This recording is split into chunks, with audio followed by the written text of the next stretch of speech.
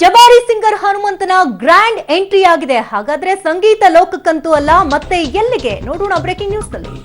ಪ್ರತಿಭೆ, ಅಪ್ರತಿಮ ಸಾಧಕ ಹನುಮಂತನ ಪ್ರತಿಭೆಗೆ ಚುನಾವಣಾ ಆಯೋಗವೇ ಉಘೆ ಉಘೆ ಎಂದಿದೆ. ಹನುಮಂತಣ್ಣ ಈಗ ಹಾವೇರಿ ಜಿಲ್ಲಾ ಚುನಾವಣಾ ರಾಯಭಾರಿಯಾಗಿದ್ದಾನೆ. ಹಾವೇರಿ ಜಿಲ್ಲೆಯ ಚಿಲ್ಲೂರು ಬಡ್ನಿ ಗ್ರಾಮದ ಹನುಮಂತ ಲಮಾಣಿ ಈತ. ಹನುಮಂತನಿಗೆ ಸ್ಟೇಟ್ ಐಕಾನ್ ಪಟ್ಟವನ್ನ ಕಟ್ಟಿ ಜವಾಬ್ದಾರಿ ಸ್ಥಾನವನ್ನ ನೀಡಿದೆ ಚುನಾವಣಾ ಆಯೋಗ. ಮತದಾರರಲ್ಲಿ ಮತದಾನದ ಅರಿವು ಮೂಡಿಸಲಿದ್ದಾನೆ ಇನ್ಮುಂದೆ ಹನುಮಂತ. ಹಾಗಾದ್ರೆ ಇನ್ನ 2-3 ದಿನಗಳಲ್ಲಿ ವೈಟ್ ಅಂಡ್ ವೈಟ್ ಲುಕ್ ನಲ್ಲಿ ನಮ್ಮ ಹನುಮಂತ ಕಾಣಿಸುವುದಂತೂ ಪಕ್ಕ. ಮತದಾನ ನಿಮ್ಮ ಹಕ್ಕು ಅಂತ ಪ್ರಚಾರ ಮಾಡಲಿದ್ದಾನೆ ಕುರಿಗಾಹಿ ಹನುಮಂತ. ಹನುಮಂತನ ಜನಪ್ರಿಯತೆಗೆ ಮಣೆ ಹಾಕಿದೆ ಚುನಾವಣಾ ಆಯೋಗ. ಇನ್ನ 1-2 ದಿನಗಳಲ್ಲೇ ಪ್ರಚಾರದ ಜಾಹೀರಾತು ಶೂಟಿಂಗ್ ಕೂಡ ಆರಂಭ ಆಗುತ್ತೆ. ಹಾಗಾದ್ರೆ ರಾಜ್ಯದಾದ್ಯಂತ ಟಿವಿ, ಪೇಪರ್ ಹಾಗೂ ಹೋರ್ಡಿಂಗ್ಗಳಲ್ಲಿ ಇನ್ಮುಂದೆ ಹನುಮಂತನ ಅಬ್ಬರ ಜೋರಾಗಿ ಇರುತ್ತೆ. ಹನುಮಂತನ ಮುಗ್ಧತೆಯಿಂದ ಇಡೀ ರಾಜ್ಯದ ಜನತೆಯನ್ನ ಆತ ತನ್ನ ವಶದಲ್ಲಿ ಇಟ್ಕೊಂಡಿದ್ದ.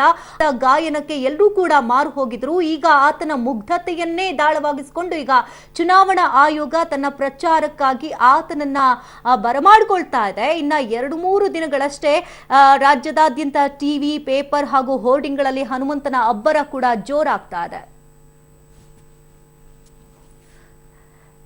ಇನ್ನಿಷ್ಟು ಅಪ್ಡೇಟ್ಸ್ ಅನ್ನ ಕಲೆ ಹಾಕೋಣ. ನೇರ ಸಂಪರ್ಕದಲ್ಲಿ ಹರೀಶ್ ಸೀನಪ್ಪ ಇದ್ದಾರೆ. ಹರೀಶ್ ಸೀನಪ್ಪ, ಹನುಮಂತನ ಜನಪ್ರಿಯತೆಯನ್ನ ಕಂಡು ಹಿಡಿದಂತಹ ಚುನಾವಣಾ ಆಯೋಗ ಈಗ ತನ್ನ ತೆಕ್ಕೆಗೆ ಹಾಕೊಳ್ತಾ ಇದೆ. ಒಂದ್ ರೀತಿ ಹನುಮಂತನ ಜವಾಬ್ದಾರಿ ಕೂಡ ಈ ಸಂದರ್ಭದಲ್ಲಿ ಹೆಚ್ಚಾಗ್ತಾ ಇರೋದ್ರ ಜೊತೆಗೆ ಆತನ ಹಿರಿಮೆ, ಗರಿಮೆ ಕೂಡ ಹೆಚ್ಚಾಗ್ತಿದೆ ಅನ್ಸುತ್ತೆ.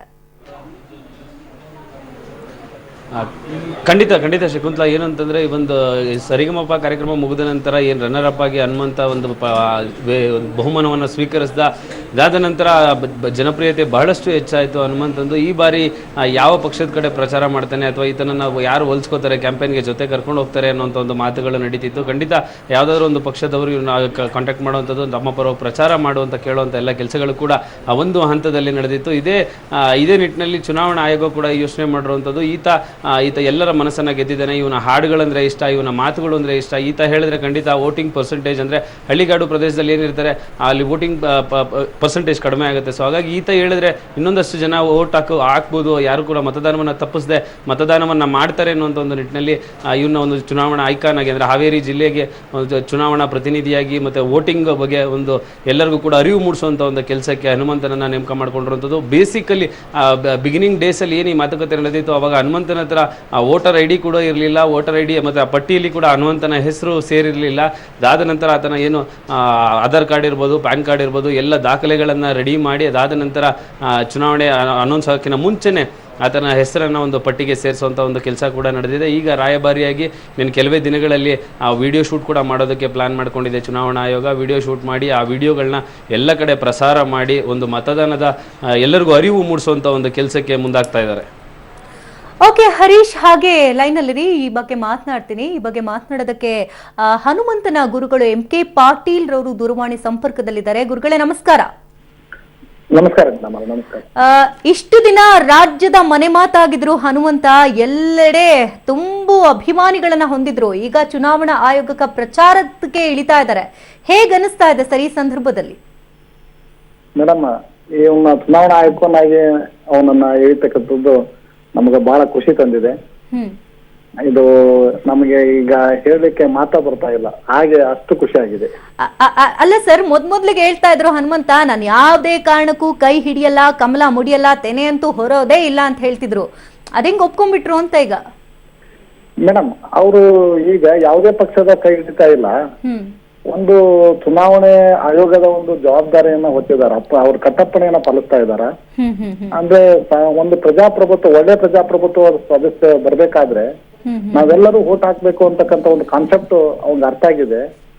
ಈ ಮೂಲಕ ಅದನ್ನ ನಾನು ಸಮಾಜ ಸೇವೆ ಮಾಡ್ಬೇಕು ಅನ್ನೋ ಉದ್ದೇಶ ಇಟ್ಕೊಂಡು ಒಳ್ಳೆ ಪ್ರಜಾಪ್ರಭುತ್ವದಲ್ಲಿ ತನ್ನ ಪಾಲನ್ನ ಮಾಡ್ತಾ ಇದ್ದಾನೆ. ಆದ್ರೆ ಇಲ್ಲಿ ಯಾವ ಪಕ್ಷದ ಒಂದು ಪರವಾಗಿ ಅವ ಮಾತಾಡ್ತಾ ಇಲ್ಲ ಅಥವಾ ಯಾವ ತರವಾಗಿಯೂ ಕೂಡ ಅಲ್ಲಿ ಹೇಳಿಕೆಯನ್ನ ನೀಡೋದಿಲ್ಲ ಅವ.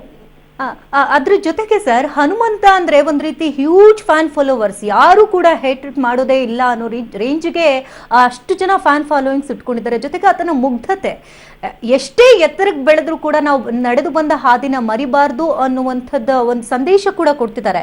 ಸೊ ಈ ಮುಗ್ಧತೆಯನ್ನ ರಾಜಕೀಯ ಪಕ್ಷಗಳು ದುರ್ಬಳಕೆ ಮಾಡ್ಕೊಳ್ಬಾರ್ದು ಅನ್ನೋ ನಿಟ್ಟಿನಲ್ಲಿ ಈ ಸ್ಟ್ಯಾಂಡ್ ತಗೊಂಡಿದ್ದಾರೆ ಅಂತ ಅನಿಸ್ತಿದ್ಯಾ ತಮ್ಗೆ? ಮೇಡಮ್, ಅವ ಏನ ತಗೋಬೇಕಾದ್ರೂ ಕೂಡ ಆತ ಅವನೇನು ಇದು ಗೊತ್ತಾಗಲ್ಲ. ಆದ್ರೆ ಅವನನ್ನ ಅನೇಕರು ಸಂಪರ್ಕಿಸಿದ್ದು ಸತ್ಯವಿದೆ. ಆದ್ರೆ ಆತನು ಇಲ್ಲಿ ನಮ್ಮ ಚುನಾವಣಾ ಆಯೋಗದ ಮೂಲಕ ನನ್ನ ನೇರವಾಗಿ ನನ್ನನ್ನು ಸಂಪರ್ಕಿಸಿದಾಗ ನಾನು ಹನುಮಂತನಿಗೆ ಹೇಳಿದೆ. ನಾನು ಆತ ಹೇಳಿದ, ಈ ಮೂಲಕ ಆದ್ರೂ ಮತದಾನ ಹೆಚ್ಚು ಮಾಡೋದ್ರ ಮೂಲಕ ನನ್ನ ಸಮಾಜ ಸೇವೆ ಸಲ್ತತೆ ಅಂತಕ್ಕಂಥ ವಿಚಾರ ನಿಂತ್ಕೊಂಡು ಆತ ಒಪ್ಕೊಂಡಿದ್ದಾನೆ. ಅದಕ್ಕೆ ಅವನ ಮುಗ್ಧತೆ ಅನ್ನೋದ್ರ ಬಗ್ಗೆ ನೀವು ಹೇಳಿದ್ರಿ ಮೇಡಮ್. ಈಗ್ಲೂ ಕೂಡ ಅವ ಇಷ್ಟ ದೊಡ್ಡ ರಾಯಭಾರಿ ಆದ್ರೂ ಕೂಡ ನಮ್ಮ ಊರಿಗೆ ಬಂದ್ರೆ ನೋಡುವ ಮಧ್ಯದಲ್ಲಿ ರಜಾ ಇದ್ದಾಗ ಬಂದಾಗ್ಲೂ ಕೂಡ ಅವ ಜನಸಾಮಾನ್ಯರಂತೆ ಜನರೊಂದಿಗೆ ಬೆರಿತಾನ. ನಮ್ಮ ಒಂದು ಶಾಲಾ ಮಕ್ಕಳೊಂದಿಗೆ ಬೆರಿತಾನ, ಶಾಲಾ ಮಕ್ಕಳ ಜೊತೆಗೆ ಊಟ ಮಾಡ್ತಾ ಇದ್ದಾನ. ಮತ್ತು ಎಲ್ಲರ ಜೊತೆಗೂ ಕೂಡ ತನ್ನ ಯಾವುದೇ ಒಂದು ಸೆಲೆಬ್ರಿಟಿಯನ್ನ ತೋರಿಸ್ಕೊಂಡಿಲ್ಲ. ಅಂದ್ರೆ ಅವನ ಮುಗ್ಧತೆ, ನಾನು ಎಷ್ಟೇ ಎತ್ತರಕ್ಕೆ ಬೆಳೆದ್ರು ಕೂಡ ನಾನು ಜನಸಾಮಾನ್ಯಂತಾನೆ ಇರ್ಬೇಕು ಅಂತಕ್ಕಂಥದ್ದು ಈಗಲೂ ಕೂಡ ಅವನ ಒಂದು ಅಭಿಪ್ರಾಯ ಆಗಿದೆ, ಅಥವಾ ಅವನ ಒಂದು ಸಹಜವಾದ ಶಿಕ್ಷಣ ಆಗಿದೆ ಅಂತ. ಸರಿ, ಈಗ ಒಂದು ಹಂತದಿಂದ ಮತ್ತೊಂದು ಹಂತಕ್ಕೆ ಹೋಗ್ತಾ ಇದ್ದಾರೆ. ಯಾಕಂದ್ರೆ ಮತ್ತೊಂದು ಗರಿಮೆ ಈಗ ಅವ್ರಿಗೆ ಸಿಗ್ತಾ ಇರತಕ್ಕಂಥದ್ದು ಅಂದ್ರೆ ಜನರಿಗೆ ಈಗ ಹೇಳ್ಕೊಡ್ಬೇಕು, ನಾಗರಿಕರ ಹಕ್ಕು ನಮ್ಮ ಕರ್ತವ್ಯ, ಮತ ಚಲಾವಣೆ ಮಾಡಿ ಅಂತ ಹೇಳಕ್ ಹೊರಟಿದ್ದಾರೆ. ಈ ಸಂದರ್ಭದಲ್ಲಿ ನಿಮ್ ಜೊತೆ ಏನಾದ್ರು ಮಾತನಾಡಿದ್ರ ಅವರು? ಹೌದು ಮೇಡಮ್, ನನ್ನ ಜೊತೆಗೆ ಮಾತಾಡ ನಾನೇ ಕರ್ಕೊಂಡು ಹೋಗಿದ್ದೆ ಮೇಡಮ್. ಚುನಾವಣಾ ಒಂದು ಅಧಿಕಾರಿಗಳು ಇಲ್ಲಿ ನಮ್ಮ ಸೋಮವಾರ ತಾಲೂಕಿನಲ್ಲಿ ಚುನಾವಣಾ ಅಧಿಕಾರಿಗಳು ನಮ್ಮ ಸಂಪರ್ಕಿಸಿದಾಗ ನಾನೇ ಕರ್ಕೊಂಡು ಹೋಗಿದ್ದೆ. ಈಗಾಗಲೇ ನಾನು 21ನೇ ತಾರೀಕಿಗೆ ಅವರು ಕೂಡ್ಕೊಂಡು ಒಂದು ಅವನ ಜೊತೆಗೆ ಚುನಾವಣಾ ಆಯೋಗದ ಮೂಲಕ ಅಗ್ರಿಮೆಂಟ್ ಮಾಡ್ಕೊಂಡಿದ್ದಾನೆ. ಬರುವ 8ನೇ ತಾರೀಕಿನೊಳಗೆ ಏಪ್ರಿಲ್ 8ನೇ ತಾರೀಕಿನಿಂದ ಅವರು ಎಲ್ಲ ಕರೆದು ಒಂದು ಅವನನ್ನ ವಿಡಿಯೋ ಕ್ಲಿಪ್ ಅನ್ನ ಮಾಡ್ಬೇಕು ಅಂತ ವಿಚಾರವನ್ನು ಇಟ್ಕೊಂಡಿದ್ದಾರೆ. ಅವಾಗ ತನ್ನ ಹಾಡಿನ ಮೂಲಕ ಆಗ್ಲಿ ಅಥವಾ ತಾನು ಮಾತಿನ ಮೂಲಕ ಆಗಲಿ ಜನರನ್ನ ಪ್ರೇರಣೆ ಮಾಡ್ತಕ್ಕಂಥ ಮಾತುಗಳನ್ನ ಹೇಳೋದ್ರ ಮೂಲಕ ಮತದಾನದ ಪ್ರಮಾಣವನ್ನು ಹೆಚ್ಚು ಮಾಡಲಿಕ್ಕೆ ಚುನಾವಣಾ ಆಯೋಗಕ್ಕೆ ತನ್ನ ಅಳಿಲು ಸೇವೆಯನ್ನ ಸಲ್ಲಿಸ್ತಾ ಇದ್ದಾನೆ. ಅಂದ್ರೆ ಇದೇ ಮೊದಲ ಬಾರಿಗೆ ಅವರು ಕೂಡ ಮತದಾನ ಮಾಡ್ತಾ ಇರೋದು ಅನ್ಸುತ್ತೆ. ಕೇವಲ 20 ವರ್ಷ ಅಷ್ಟೇ ಹನುಮಂತನಿಗೆ. ಮೊದಲ ಬಾರಿಗೆ ಈ ರೀತಿ ಒಂದ್ ರೀತಿ ಹಿರಿಮೆ ಗರಿಮೆ ಹೆಚ್ಚುತ್ತಾ ಇರೋದು ನಿಮ್ಮ ಕ್ಷೇತ್ರಕ್ಕೆ ಒಂದಷ್ಟು ಆನೆ ಬಲ ಬಂದಂಗ ಅನಿಸ್ತಾ ಇದಲ್ಲ ಸರ್? ಮೇಡಮ್, ನೀವೇನು ಹೇಳ್ತಾ ಇದ್ರಲ್ಲ, ಒಂದು ಅವನ ಲಕ್ ಹೇಗಿದೆ ಅಂತಂದ್ರ, ಮೊದಲು ತಾನು ಓಟು ಇನ್ನೂ ಕೂಡ ಇದ್ದಿಲ್ಲ ನೀವ್ ಹೇಳ್ದಂಗ.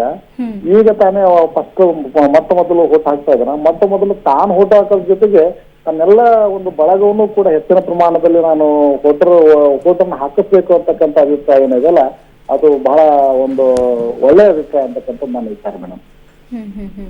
ಮೇಡಮ್, ಇನ್ನೊಂದು ವಿಶೇಷ ಹೇಳ್ತೇನೆ ಅವನ ಬಗ್ಗೆ. ಹೇಳಿ ಸರ್. ಅವನಲ್ಲಿ ಸಮಾಜ ಸೇವೆ ಯಾಕೆ ಬಂತು ಅನ್ನೋದನ್ನ ನಾನು ಒಂದು ಆಶ್ಚರ್ಯಕರವಾಗಿ ಹೇಳ್ತಾ ಇದ್ದೀನಿ. ನಿಮಗ್ ಗೊತ್ತಿರ್ಲಿ, ಅವ ಜನಿಸಿದ್ದು ಆಗಸ್ಟ್ 15. ಅಂದ್ರೆ ಅಂತ ಮಹತ್ವದ, ನಮ್ಮ ದೇಶಕ್ಕೆ ಸ್ವತಂತ್ರ ಸಿಕ್ಕ ಜನ, ಅಂತ ಮಹತ್ವದ ಜನ ಹುಟ್ಟಿರೋದ್ರಿಂದ ಬಹುಶಃ ಅವ್ ಹುಟ್ಟದಾಗಲೇ ಅವನ ಸಮಾಜ ಸೇವೆ ಅವನ ರಕ್ತಗತವಾಗಿ ಬಂದಿದೆ ಅಂತ ನನ್ನ ಒಂದು ಅಭಿಪ್ರಾಯ madam. Okay, thank you sir. Public ಟಿವಿಯೊಂದಿಗೆ ಇಷ್ಟೊತ್ತು ಮಾತನಾಡೋದಕ್ಕಾಗಿ. ಹರೀಶ್ ಸಿನಪ್ಪ ಈಗಾಗಲೇ ನೇರ ಸಂಪರ್ಕದಲ್ಲಿದೆ. ಹರೀಶ್ ಸಿನಪ್ಪ ಅವರೇ, ಹನುಮಂತನ ಗುರುಗಳು ಹೇಳ್ತಾ ಇದ್ರು ಅವನಿಗೆ ಸಮಾಜ ಸೇವೆಯಲ್ಲಿ ತೊಡಗಿಸ್ಕೊಳ್ಬೇಕು ಅನ್ನೋ ಒಂದು ಆಸೆ ಇತ್ತು, ಹಾಗಾಗಿ ಇದು ಒಂದು ರೀತಿ ಅದೃಷ್ಟ ಅಂತಾನೆ ಹೇಳಬಹುದು ಅವನಿಗೆ ಅಂತ ಹೇಳ್ತಾ ಇದ್ರು. ನೀವು ಕಂಡಂತೆ, ಯಾಕಂದ್ರೆ ಆ ಸ್ಥಳಕ್ಕೆ ಹೋಗಿ ನೀವು ಆತನನ್ನ ಮಾತನಾಡಿಸ್ಕೊಂಡು ಬಂದಿದ್ದೀರಿ, ರಾಜಕೀಯ ಅಂದ್ರೆ ಆತನಿಗೆ ಇಷ್ಟ ಇತ್ತ?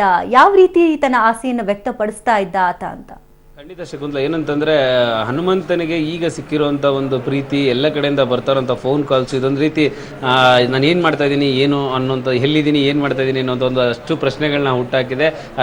ರಾಜಕೀಯವಾಗಿ ಅವ್ರು ಯಾರ ಜೊತೆ ಗುರುತಿಸ್ಕೊಳ್ಳೋದಕ್ಕೆ ಇಷ್ಟ ಇಲ್ಲ. ಸೊ ಅಲ್ಲಿ ಪಬ್ಲಿಕ್ ಟಿವಿ ಜೊತೆಯಲ್ಲಿ ಮಾತಾಡಿದಾಗ ಇರ್ಬೋದು, ಮತ್ತು ಅವ್ರ ಜೊತೆಯಲ್ಲಿ ಅಲ್ಲಿ ಕಾರ್ಯಕ್ರಮ ಮಾಡಿಕೊಟ್ಟಾಗ ಹಾವೇರಿಗೆ ಹೋಗಿ ಕಾರ್ಯಕ್ರಮ ಏನು ಮಾಡಿದ್ವಿ ನಾವು, ಆ ಸಂದರ್ಭದಲ್ಲೂ ಕೂಡ ಯಾವುದೇ ರಾಜಕೀಯ ಪಕ್ಷದ ಜೊತೆ ಗುರುತಿಸ್ಕೊಳ್ಳೋದು ಅಂದರೆ ಒಬ್ಬರ ಜೊತೆ ಗುರುತಿಸ್ಕೊಂಡ್ರೆ ಮತ್ತೊಬ್ಬರು ಕೋಪ ಮಾಡ್ಕೊತಾರೆ, ಬೇಜಾರು ಮಾಡ್ಕೊತಾರೆ, ಸುಮ್ಮನೆ ಅದೆಲ್ಲ ಚೆನ್ನಾಗಿರಲ್ಲ. ಹಾಗಾಗಿ ನಮ್ಗೆ ರಾಜಕೀಯ ಎಲ್ಲ ಆಗಲ್ಲ ಬಿಡ್ರಿ, ನಾವು ಒಳ್ಳೆ ಅಂತ ಅನ್ನೋಂಥ ಒಂದು ಮಾತುಗಳನ್ನ ಹೇಳಿದ್ರು. ಹಾಗಾಗಿ ಎಲ್ಲೋ ಕಡೆ ಮೊದಲ ಬಾರಿಗೆ ವೋಟ್ ಮಾಡ್ತಿದ್ದಾರೆ. ವೋಟ್ ಮಾಡೋದ್ರ ಜೊತೆಗೆ ಒಂದಷ್ಟು ಜನನ ವೋಟ್ ಮಾಡಿ ನೀವು ಅನ್ನೋಂಥ ಒಂದು ಎಲ್ಲರಿಗೂ ಅರಿವು ಮೂಡಿಸುವಂಥ ಒಂದು ಕೆಲಸವನ್ನ ಮಾಡ್ತಾ ಇದ್ದಾರೆ ಹನುಮಂತ. ಯಾವುದೇ ಅಂದರೆ ಈಗ ಒಂದಷ್ಟು ಕಡೆ ಮಾತುಕತೆ ಬರ್ತಾ ಇದೆ, ಈ ಸರಿ ಎಲೆಕ್ಷನ್ಗೆ ಒಂದು ಬೇರೆ ಬೇರೆ ಪಕ್ಷದಲ್ಲಿ ಗುರುತಿಸ್ಕೋತಾರೆ, ಅದರಿಂದ ಅಷ್ಟು ಹನುಮಂತನಿಗೆ ಒಂದಷ್ಟು ಖರ್ಚಿಗೂ ಕಾಸಾಗುತ್ತೆ, ಬರ್ತಾರೆ, ಅವ್ರಿಗೊಂದು ವೇದಿಕೆ ಕಾರ್ಯಕ್ರಮಕ್ಕೆ ಒಂದಿಷ್ಟು ಕಾರ್ಯಕ್ರಮ ದುಡ್ಡು ಅಂತ ಕೂಡ ಕೊಡ್ತಾರೆ, ಹಂಗೆ ಅಂತೆಲ್ಲ ಒಂದಷ್ಟು ಮಾತುಗಳು ಶುರುವಾಗಿತ್ತು. ಈಗ ಎಲ್ಲದಕ್ಕೂ ಕೂಡ ಬ್ರೇಕ್ ಬಿದ್ದಿದೆ. ಯಾವುದೇ ರಾಜಕೀಯ ಪಕ್ಷದ ಜೊತೆ ಹನುಮಂತ ಗುರುತಿಸ್ಕೊಳ್ಳೋದಿಲ್ಲ. ಆಗಿಲ್ಲ. ವೋಟ್ ಮಾಡಿ ಅಂತ ಅಂದ್ಬಿಟ್ಟು ರಾಜ್ಯಾದ್ಯಂತ ಏನು ಹೊಸ ವೋಟರ್ಸ್ ಇದ್ದಾರೆ ಅಥವಾ ವೋಟಿಂಗ್ ದಿನ ಯಾರು ವೋಟ್ ಮಾಡದೆ ಬೇರೆ ಬೇರೆ ಕೆಲಸದಲ್ಲಿ ಬ್ಯುಸಿ ಆಗ್ತಾರೆ ಅಂತವ್ರಿಗೆಲ್ಲ ವೋಟ್ ಮಾಡೋದು ನಿಮ್ಮ ಕರ್ತವ್ಯ ಅಂತ ಒಂದು ಅರಿವು ಮೂಡಿಸುವಂಥ ಒಂದು ಕೆಲಸವನ್ನು ಮಾಡಲಿದ್ದಾರೆ ಶಕುಂತಲಾ. ಓಕೆ, ಥ್ಯಾಂಕ್ ಯು ಹರಿಸೇನಪ್ಪ ತಮ್ಮೆಲ್ಲ ಲೈವ್ ಅಪ್ಡೇಟ್ಸ್ಗಾಗಿ.